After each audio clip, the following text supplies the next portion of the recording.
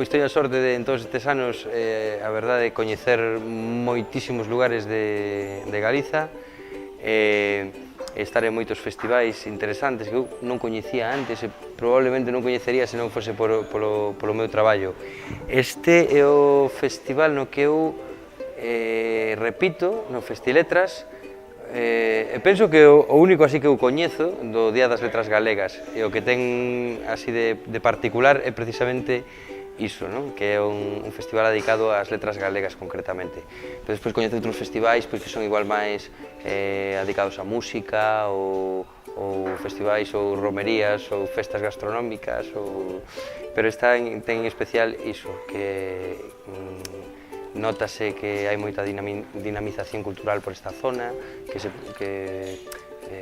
preocupa a xente de organizar estas cousas, esta casa de veciños magnífica que hai aquí. Hai moitos, tamén unha zona moi interesante porque se ven moitos pequenos homenaxes, placas, escritos de Xosé Neira Vilas, estou vendo agora, de Uxío Novoneira. E, bueno, nótase que aquí vívese, dinamízase, potenciase dun xeito moi particular e moi especial a lingua.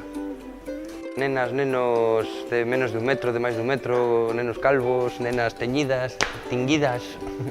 A todo o mundo, saúdo vos, Peter Punk, mando vos bicos e tartazos e que sigades así organizando Festiletras e empregando a lingua propia.